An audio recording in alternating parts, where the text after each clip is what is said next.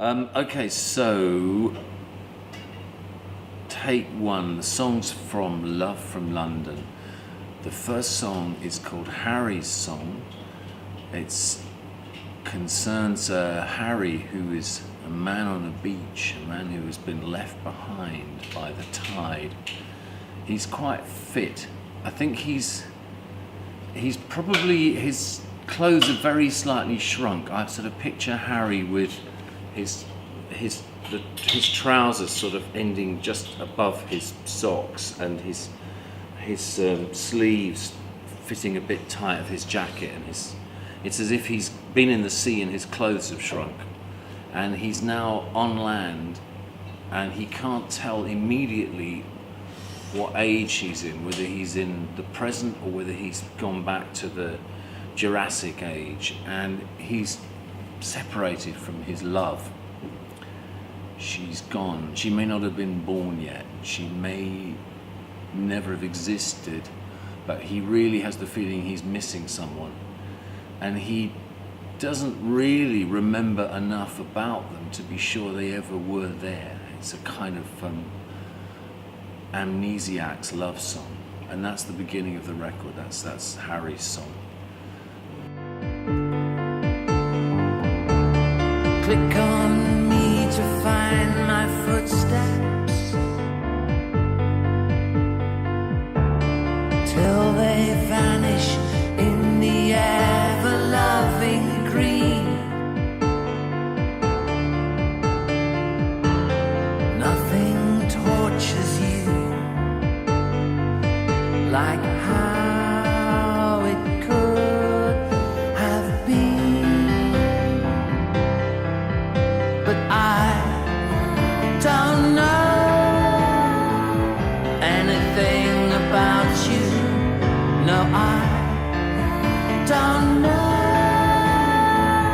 anything about you anymore. The next song is written on a beach in Tel Aviv. There's a woman staring out to sea who I thought could have been actually sitting across the ocean from Harry, the man in the previous song with the shrunken clothes. She might be the person Harry is thinking about. Obviously, now all anyone has to do is simply text. You know, you can text anyone or tweet them, and there's no reason to have a lost love, really, because everybody exists at the end of the tunnel of electronic media. But these people can't really find each other, and the girl in Be Still, she's waiting for the darkness to come down, and I'm waiting with her, but I don't talk to her and she doesn't see me. I'm the observer, a bit like Harry, only Harry's imagining. I can actually see, but I'm not involved in anybody's story. I'm just telling it.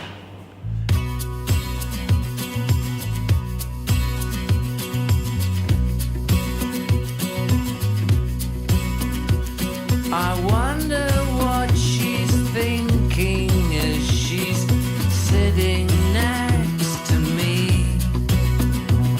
Although her eyes are open and she's staring at the sea, she's lost in contemplation as her hair hangs to the ground. I wonder, is she praying? Is she making any sound? Be still.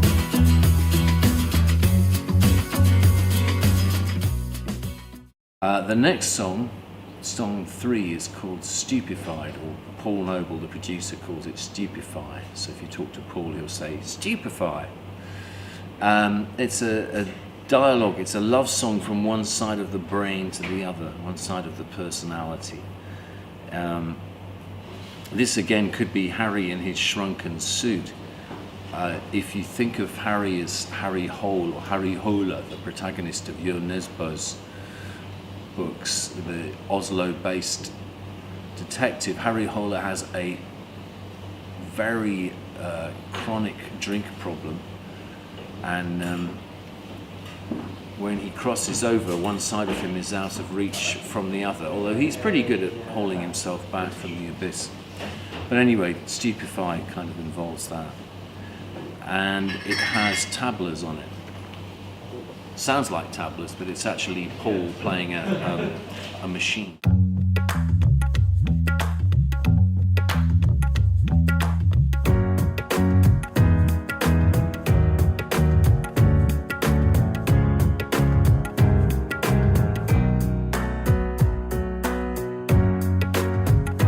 Ain't no money on the ceiling,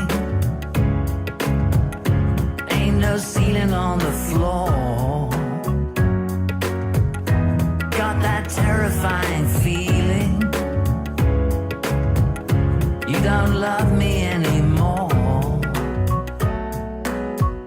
You wanna get high, but you don't know just why.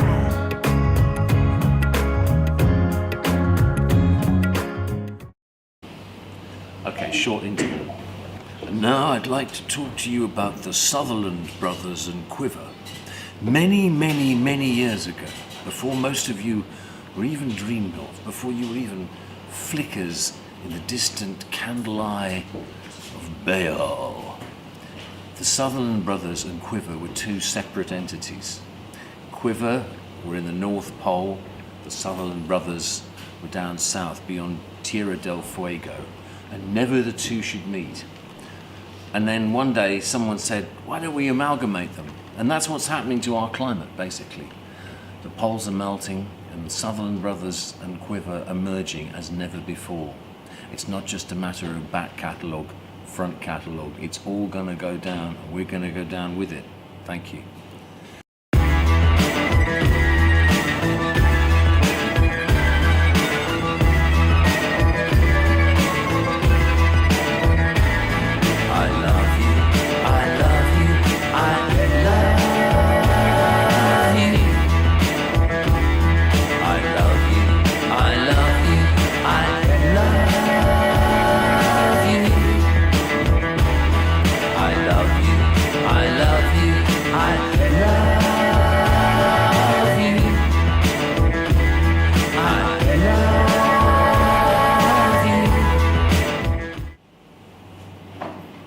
Love, a short word but a big one, easy to say, hard to live up to.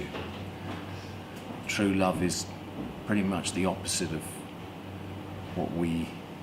what it masquerades as on our lips. Usually if we say, I love you, what we mean is, I love the way you make me feel.